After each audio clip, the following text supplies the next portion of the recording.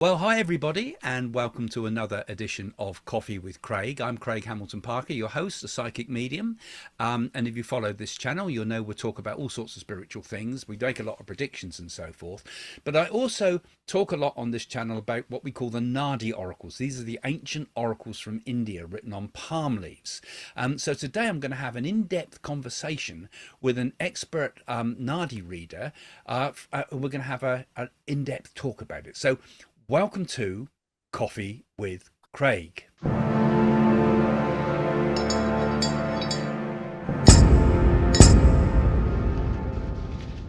We're going to be talking to Vinita Pande today, and she's based in America, but has spent a large part of her life being deeply involved in the Nadis, studying them, has been an expert on not just the Nadis, but also personal coaching as an author, and has done a lot on past life regression and so forth as well. So we've got someone here with us today who is very knowledgeable. And we're going to talk to you about the Nadis and look at what the Nadis have to say about the future, particularly the near future between now and about 2030, and possibly some of the things that have been coming through the Nadis recently, giving us ideas about what might happen in 2026 and beyond. So, Vinita, good to see you. Hi, Craig. Nice to be on your show, and thanks for having me on. Well, one of the things I think we ought to explain to people, and we had you on recently with a little Zoom chat, which was great. And obviously, we just talked straight away about the Nadis because we were with people that understood the Nadis and had Nadi readings. But perhaps we better start off by just explaining briefly what they are, because I know about the palm leaf oracles myself and the Jiva, but perhaps we should tell people what the Nadis are and a little bit about the difference between them too. Sure, Craig. So this is a very brief Nadi one-on-one, 101. So the Nadis is the name, it's a Tamil name, which means in search of. So it's for the seeker who comes in search of answers. Now, these are manuscripts. These are ancient manuscripts. And, you've talked about Nadis so much on your show before. They were written on palm leaves because these were written like thousands of years ago. And at that time, the medium was, either written on cloth, on metal, or palm leaves. But these ones are specifically written on palm leaves. And every 300 to 400 years, they were copied over. They were, sanctioned or commissioned by, say, an ashram or, a university type system or a king to be copied over. Now, these were written by many sages, which we call rishis. And just like many of the other ancient texts and manuscripts that we have in India, which are more on philosophical topics, including astrology, which is called Jyotish, these nadis were individual predictions that the sages wrote for some people. They are not for everybody in the world.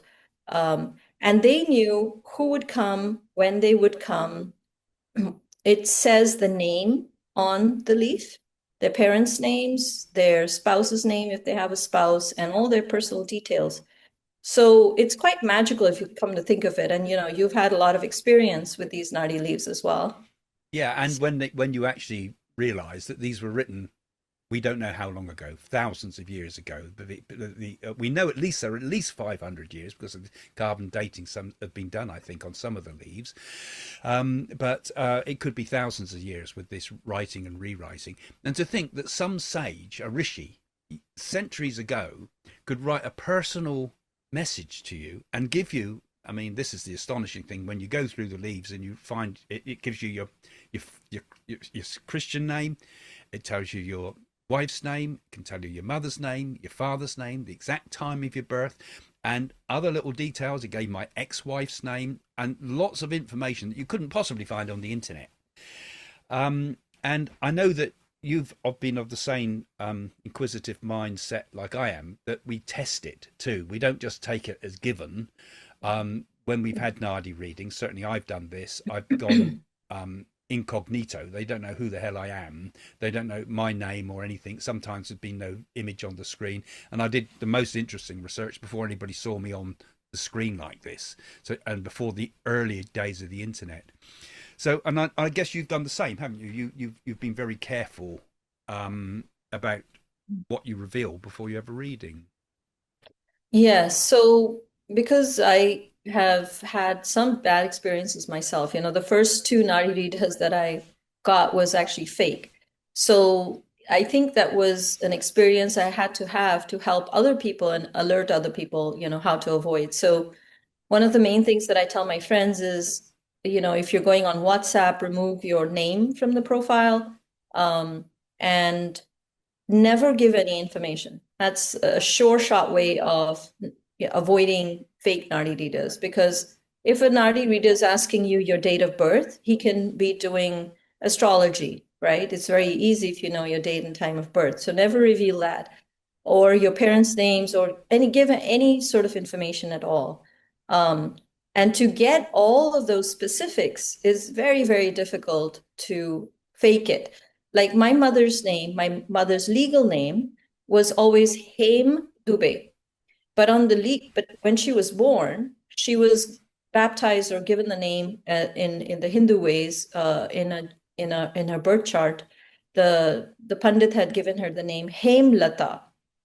And all the Nadi leaves that I've found so far say Hemlata. Now, you cannot find that anywhere on the internet. So there'll always be some crumbs there somewhere where you'll be stumped to, and realize that there's no way anyone could have gotten this information. Yeah, that's interesting. I had some bad experiences with Nadis as well, and I even had to call the police on one of them in India. But and so you have got to be careful. But it's like you say, those little crumbs.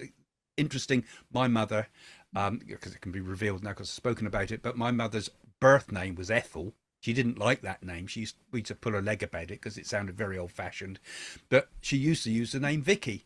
And the Nardis have said to me, your mother's name is Ethel, but she calls herself Vicky. And that just blew my mind. There's no way they could have known that, you know. Yeah. So with that knowledge that you've got to be a bit cautious with these things. Now, you've been experimenting, I know, for a long time with the Nadis. I know you're in the process of writing an incredible book, which I want to read when it comes out, and we will tell everybody on this channel when it happens. And I know you've been you're one of the world's leading experts on the Nadis, actually, for because there's you've gone so I know about how deep you've gone with this. So obviously, from the standpoint of this channel, people are very interested in predictions generally, but not just the predictions in individual sleeves, but is there something out there that can give us some clues to the future of the world and the future around us at the moment? And I know that often we have to be a bit cautious with the Nadi readers, but so we have to get confirmation from more than one leaf before we can get that. So I know this can come sometimes in a personal reading for somebody. Right, the leaves don't actually say this is the future of the world. We get the clues from listening to other people's readings, I think, most of the time. I'm not sure how you've done this, but what has been your recent experience and and how have you qualified these readings to test them? Yeah, so I was quite surprised when certain predictions started coming from this July approximately. So the readers that are got tons of years of experience said that usually these predictions, like the Japanese tsunami, the Ukraine war, because he has Japanese clients, Russian clients, and other Nadi readers that I know, they said usually about 2, 3 years before a big event happens, it starts coming in the Nadis. And so it was for the COVID as well, because I just verified yesterday. And they said, yes, it did start. But it does not come in everyone's Nadi reading. But for people like you and me who are concerned about the world, who are concerned about people in larger groups, they will give predictions for those people who are concerned about their country and things like that. Even a politician that I know, her Nadi reading was very detailed about these calamities and her role that she'll play when this happens in the US. So the first thing I want to tell the viewers is that this is not fear mongering and this is not fear based, but the larger purpose of this is to tell us that there is a change that is coming, a good transformation that's coming, where the bad will reduce and the good will increase, and what my role and some other people's role will be in the process in doing this. So I got a whole bunch of very astonishing predictions. And what I did is I went to three Nadi readers, and it's very consistent because see, if it's one source, you know, it's like, okay, it could be fake or added by the reader or whatever. But when it's three Nadi readers who don't know each other, it's three separate bundles. And it's three different leaves and it's written. It's not the Jeevnadi, but it's written. And you know, I told them to take a screenshot of it. In fact, I have personally got one of the leaves myself. And you can see your name on it. And you know, I haven't read the whole Tamil. It's written in the Tamil language.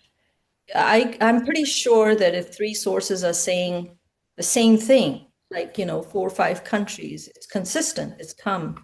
And it's all over the next 4 or 5 years. It's consistent, it's the same data points and very similar things that it says. And sometimes it will correct the previous Nadi reader. Like one Nadi reader said, you know, there's sort of like this global war. And the next reading I had with another Nadi reader, he says, no, no. And he doesn't know what this Nadi reader said because the Tamil word or the Sanskrit word yudh can have multiple meanings depending on the context. So if you understand that the first Nadi reader, depending on the context, said, you know, war. And then I went to another Nadi reader and asked a question. And he doesn't know what this Nadi reader said. He says, no, no, you know, it's not like a war. It could be more trade war. It could be non-conventional war. And so it sort of corrected that previous interpretation. So I find that there's a lot of consistency in these Nadi readings across readers. Yeah, I think it's absolutely critical to testing. I always think with my Nadis, everything I always test 3 times. I mean, it's a lot of business, but you have to do it 3 times to be absolutely sure. With knowing that sometimes these readers, one can be in Delhi, one can be in Tamil Nadu, one can be somewhere else, and that gives you confirmation in your own personal readings, but also for anything we might look at for the future of the world and things like this. So I know that I have talked to you a little bit in advance of this, of course. So and I've talked to you before, and I know that the Tamils Nadi, some of these readings, and as you say, they're written in ancient Tamil, so it's easy to misinterpret. It's easy when it's translated into English, or sometimes it's translated into Russian and then into English and so on, because there's often foreign people involved in it coming to India. I've taken to people there from South Korea, for example, and they knew the person's name in South Korean language. It was incredible. So now, when we look at it, what has been recently coming up, because I believe you've had a few, like you mentioned that politician, and you've had these confirmations from some of the others that have looked at it. Can we dig a little bit deeper into what is actually being said about the future around us at the moment? Yeah, so the bullet points that I would mention here is one of the things is that the next 4 years is going to be very transformational, starting from you know that this end of 2025, going up to almost 2030, the next sort of 5 years, give and take 1 year, because the Nadi predictions can change a little bit the further out you go. So you can add 1 year plus or minus. So it said that there would be the top 4 or 5 countries in the world would be involved in a war of sorts. Now, whether it's a conventional war or unconventional war, if it's a, like, for example, could it be a bioweapon like a virus, which I have heard in many of my friends' Nardis that, you know, 4 years from now, that you and your family will become sick because of some sort of virus that spread in the air. Now, there could be kinetic war, conventional war as well. And but the sages have told me that there's always been war. It's not going to be something that would destroy the world or something like that. It didn't mention like a nuclear war, but it did say that the calamities will keep increasing, and that's quite logical, knowing, the climate change, that these calamities will become worse and worse over time. Now, it said that there would be one country. Now, I'm guessing the top 4 or 5 countries in the world is, as we all know, it's, US, China, Russia, India, and maybe it's Europe. I'm not sure. But, it's the top 4 or 5 countries, but it mentions them symbolically. Like it'll Yeah, I have say, heard this actually, because there's one that says there's one that rules the seas, one that rules the land of the dragon, one that rises from the snows, one that lights the lamp of Dharma, and one that sits upon the ruins of empire. I did a little bit of research on using ChatGPT to ask it to look through Tamil text and see what it could find. It got these from a number of sources. It's a bit of a mishmash that they put together there, which could indicate to me possibly USA rules the seas, China is the dragon, of course. The snows could be Russia. The lamp of Dharma is, of course, India. And the one that sits upon the ruins of empire could be Britain or possibly Europe collectively. So, yeah, I found that quite interesting, and it's in existing sources there in other nadis. It said so. yes. Even though you've said that, I mean, it seems to be other sources have already highlighted this at some point. Sorry, I've interrupted you a bit there, but I thought it was quite interesting to point that out to people, if that's okay. Yes, yes. Yes. So glad you brought that in. So it said that that one country would pretty much be dismantled or restarted. So go down to sort of maybe the political system will be revamped or crash or something, but that country will collapse in some sense. The second country, it said, would be damaged in places. Now, why I think that is US, because in multiple nadis, mine and the politicians' nadis, and some of the questions that I've asked from various readers, it has told me that your country would be damaged in places. And for me specifically, it's given me some directions or instructions on what preparing me on my role in the future. I don't want to mention because it might sound a little scary and extreme, but I just want to say that there could be some effect on the US in the future.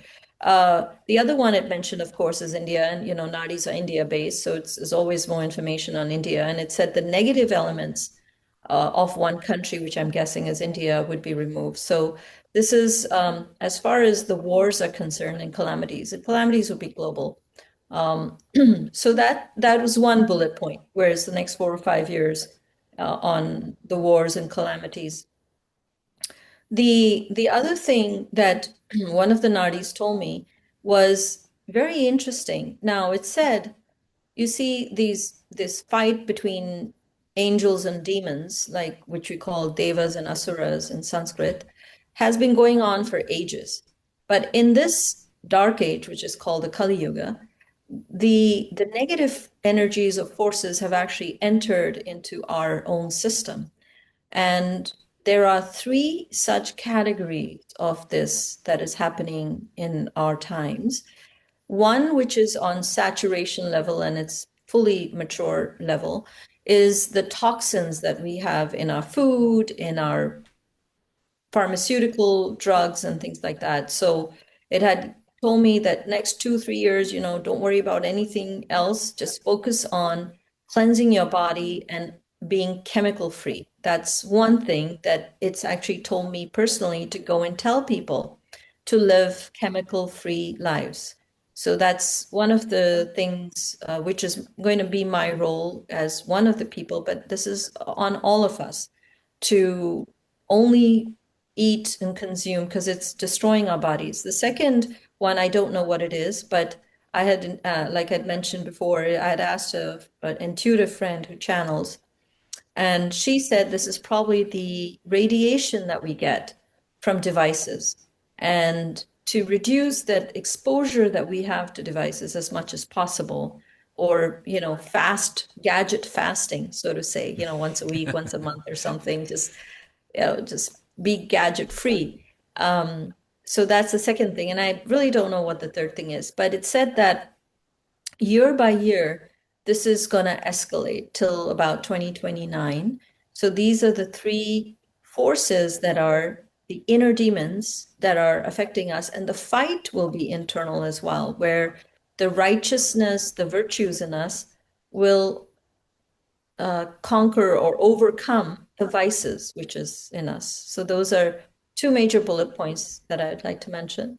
Yeah, that's interesting. I mean, I don't know what the third one could possibly be. There could be, it could be psychological as much as anything, or it could even be reliance on uh, internet and AI and things like that, and a loss of our intelligence and our loss of our ability to think and remember, and we become weak mentally, even. I mean, because physically and as well as mental is part of our constitution, isn't it? Yes, yeah. I've heard you mention this before, and other great teachers have spoken about similar things. Yogananda spoke similarly about things like this, and of course, that's the calamities.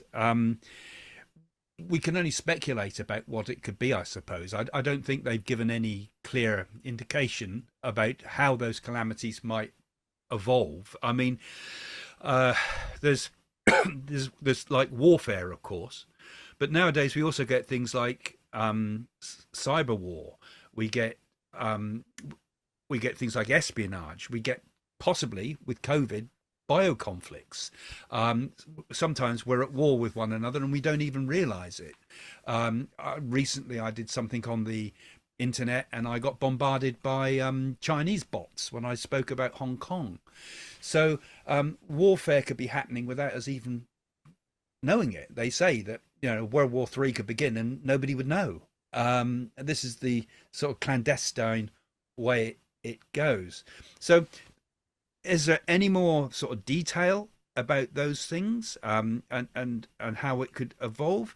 And of course, the other thing that the Nadis, I know, always do is they also give remedies in an individual's life. If something awful comes up, like it might say, there's a cancer condition coming your way, so the person's not going to live in horror that there's cancer. It'll say, but this is what you must do karmically to clear this. It doesn't say this, take this medicine or anything. It tells you actions that you must do, such as feeding the poor or helping people or doing pilgrimages and things like this. And it's worked. I mean, it's worked. People I've known have had all sorts of cures done. So it never sort of frightens us. It always gives us an answer. And I think in the Nadis as well, I would say it does include free will, although it's talking about what appears to be a fate that we can't do anything about. If the remedies are there, then obviously we can do something about it because we can act upon this. So obviously my next question to you is, are there remedies? What are those remedies? Are there things we can do individually to help with the process of the world to make it a better, safer place for us and our children's children's children? And any other details that might be there? Yeah. So as far as the details, like I said, I have talked to these Nadi readers who've been doing these Nadi readings for decades. So it did say that in the US now, because I know that I asked him and he said, no, no, it's from all over the US. It's from New York to Texas to California. And it's something related with fire, air, and earth. It did not say water. So I wonder what it is. And then we need people like Craig to be intuitive enough to tell us what he thinks they could be. Again, the timing would be over the next 4 or 5 years for sure. And I don't really have too much clarity, but it seems by 2032 or so, things would be very different. So it's from 2025 to 2032. The one thing that I want to say in terms of details, which like I said, people who will take responsibility get a lot of details. And this politician lady, it gave incredible details that there will be a calamity in your country and your politicians will not be able to handle it. It will be nationwide problem, and they'll be like helter-skelter, and they won't be capable of handling that degree of the issue and of this calamity. And even though you would be a politician on in California, and she was told that she'll be the future governor of California, but that's much later. I think it's like 2032, past 2032, or something like that. I don't remember exactly the year, but even before that. Now this was, I believe, 2028 to 2029, because it tells a person's age when this would happen.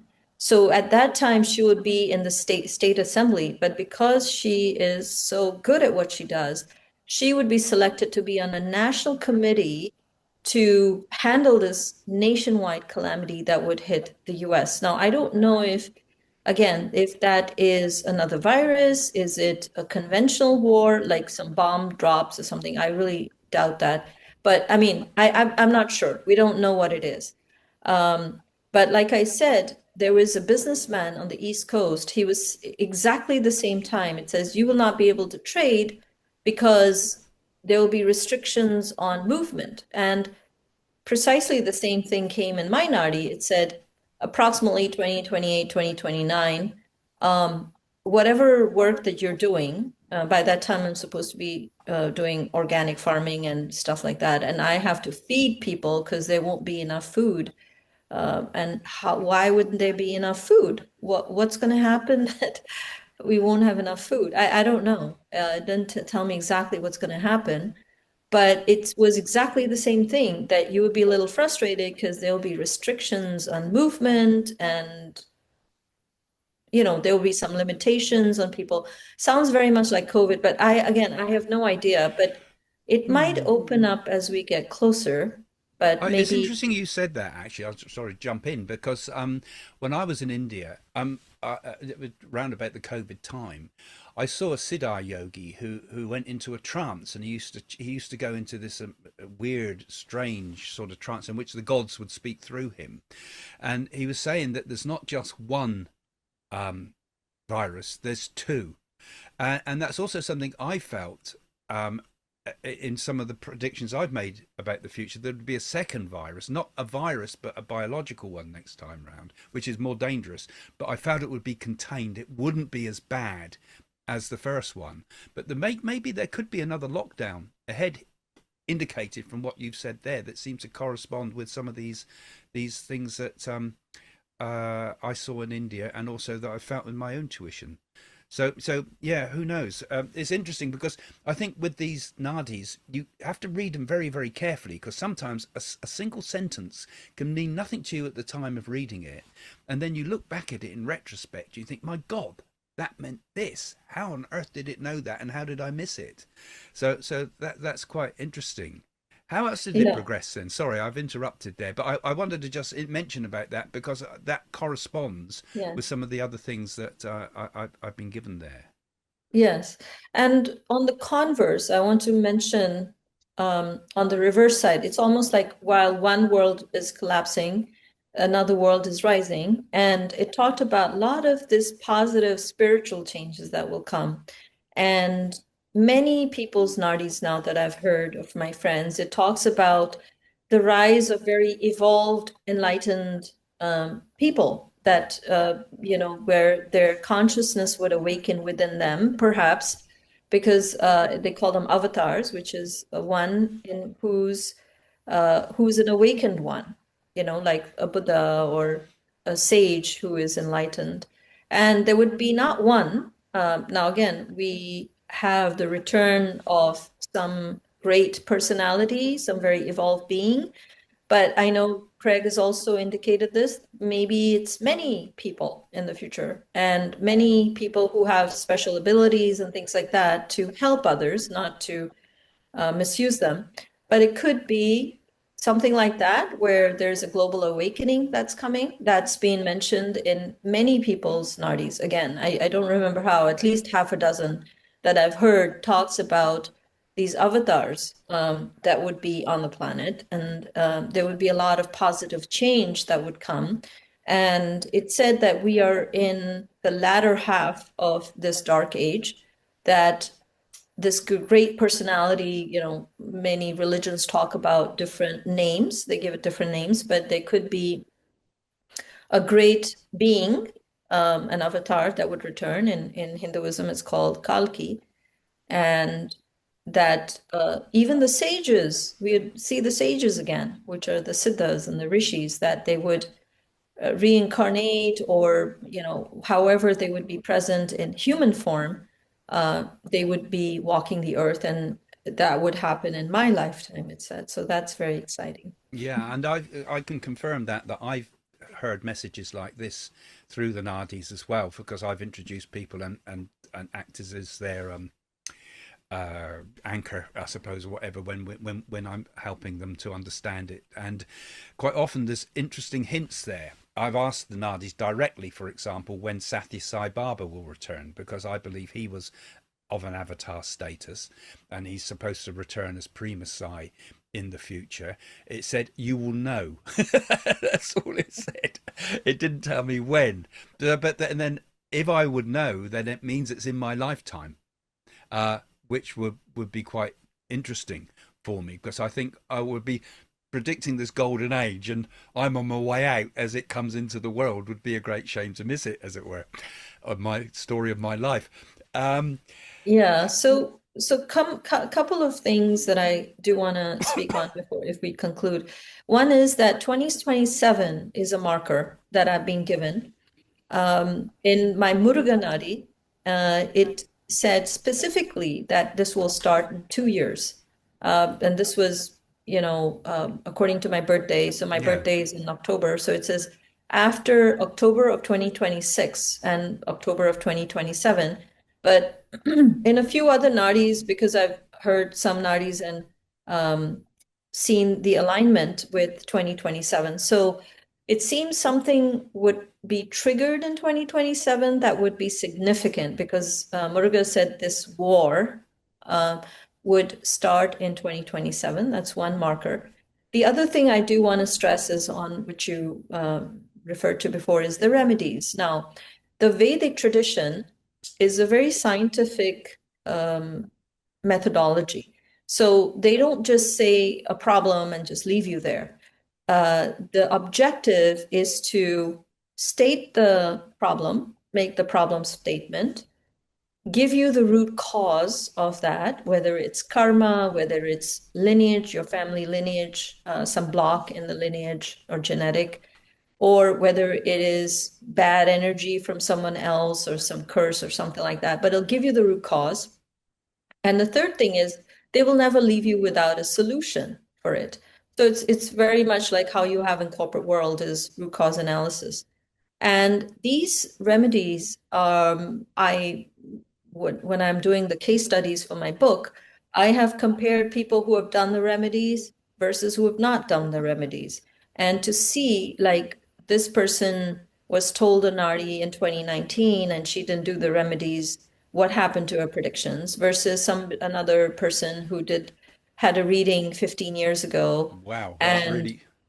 did do the remedies, and how do historical Nadi readings align with whether they've done remedies or not. And for sure, it told me that those who do the remedies, they will have, and what I have told people is that, you have a Nadi reading, do the remedies. When the remedy is over, do another Nadi reading. Because why? Because, it's like you pay a loan payment. You have a loan, right? Say $1,000.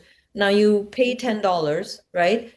Or you don't really know how much has been reduced from your loan. You want to see what does your life look like now after the remedies. So the second reading is very important, I feel. And people are very pleased to see a change in their future after the remedies are over, especially the pujas. And for my nadi, like for example, I went to a second nadi reader. I don't go back to the same one just to make sure that it's not copied pasted. So my second nadi reader from somebody completely different somewhere else, The milestones were the same. It's very amazing that a lot of the milestones on when my sons will get married, have grandchildren, but for example, I was supposed to have an operation in 3 years. Now, it said, yes, you'll become sick, but it won't be bad, you'll recover. And the operation was completely removed after the remedy was done. So I'm just giving you an example of one of my own case. But people have been pleasantly surprised that their future, the positive increases and the negative decreases or is removed. Now, again, you have to remember that both these leaves were messages written thousands of years ago. So the sages knew whether you would do remedies, not do remedies, and what the future would look like after you do the remedies. Yeah, that is such an amazing thing. I know I found this myself because if you do the remedies, did I have free will to do those remedies, or was it all, or was that already preordained? And I find some of the interesting things also um, in one's leaves as well, is it tells you the time of your death, of course, and you think, and I thought, oh, you're going to die at 75, and I thought, oh, that's okay, I accepted that at the time, and I did the remedies. Now it's been going on, and it's telling me I'm going to die at the age of 98 or longer if I want to, and I've noticed actually also in people's nadis that some often these lengths of life seem to be extending, which makes me think that some of the positive things that are coming in the future is the ability to extend our lives quite considerably, because it seems to be hinting that people could have a very, very long lives. And this is another thing that's supposed to come with the coming of the golden age. People are supposed to live something like 250 years and things like that they talk about in some of the prophecies for the future golden age. Very interesting. I was also very interested in that October 2027 as a trigger point, because I've often felt that I've been trying to find when the Taiwan issue will come up, and I forget the feeling that could be the trigger point. Taiwan or Hong Kong or something like that. The trigger point for that could be October 2027. But that's me Yeah. just putting my speculation, and I'm not saying I'm getting that necessarily from clairvoyance, but it kind of hones in with some of the things I've been thinking. Yeah, so it could be anywhere because it said 2 years for my birthday in October 2025. So, sorry, not 2 years. So basically in this year, in this age, so it could be anywhere between October 2026 to October 2027. It said that year, that age that you're at, that's when this war would start. Now, it didn't Hmm. say what war or whether it's, again, kinetic war or non-conventional war. But it said the whole thing would be triggered past October 2026 and before October 2027. But again, like I've said, like, other people's Nadi readings, and I have listened to several, at least three or four that I've heard, they all mention 2027. So that's a Okay. milestone that's there sometime in 2027. Something is going to happen. Well, that's making my life easier for predictions for that year. But it does correspond with what I've been thinking as well. But I think it's important again that we remind people that we are very blessed to be born in this period of history. I feel. I know we've been talking here about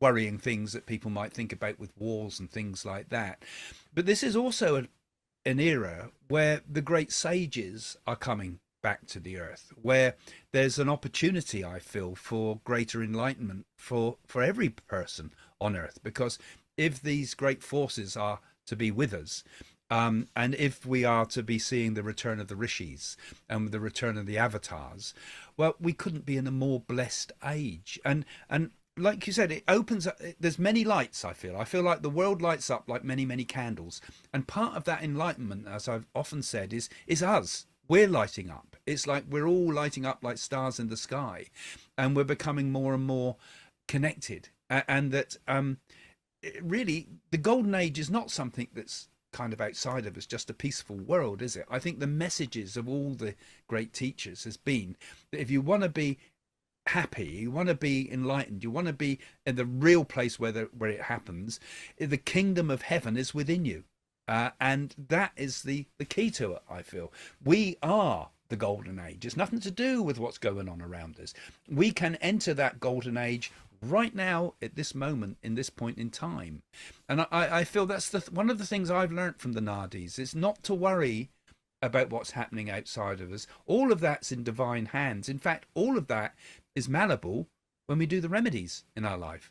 And I think the simple remedies that all of us can do all the time is just be more spiritual in everything we do. You know, I say that this life, as I've said in one of my other videos, is like a journey from love through love to love, or from God through God to God. When we see it all like that, then what does it matter?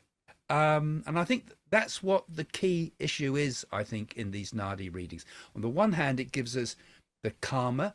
It tells us how to deal with that karma. And then it says, and actually, none of that matters. All that matters is your awakening. And I'm sure that you've dug deep into the Naadis yourself and found that, you know, these are keys to awakening, really, first and foremost, don't you think? Yes, especially for people who are spiritual.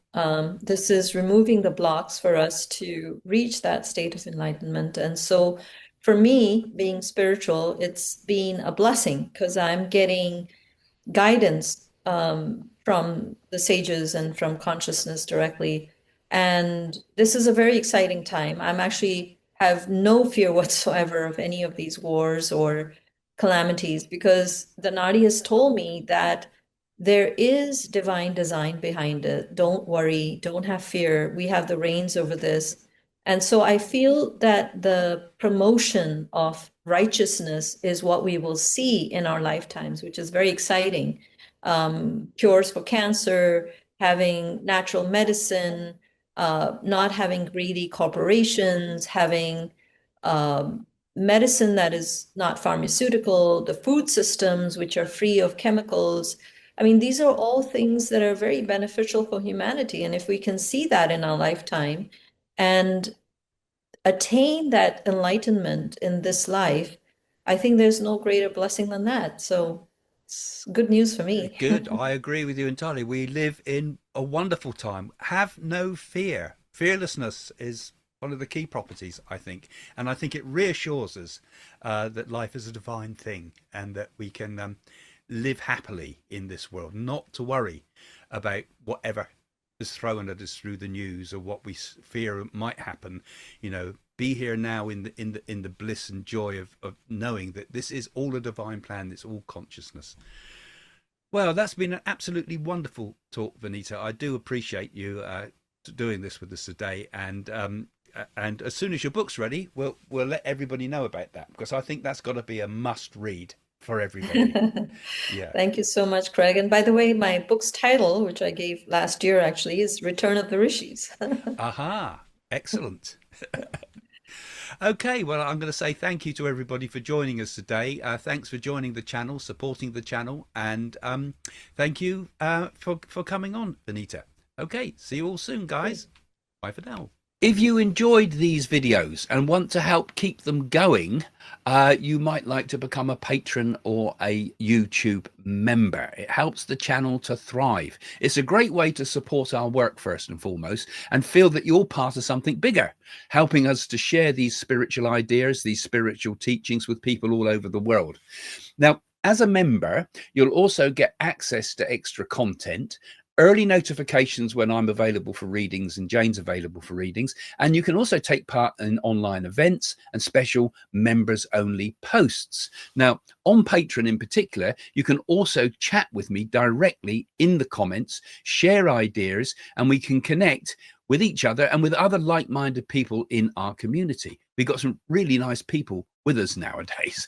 And we also offer exclusive online events, sort of Zoom meetups and members only shows. Plus you'll get behind the scenes footage of me and Jane at home and in Italy, and footage of things that we don't share anywhere else. So if you'd like to be part of our inner circle and help us to keep this channel thriving, have a look at the links below.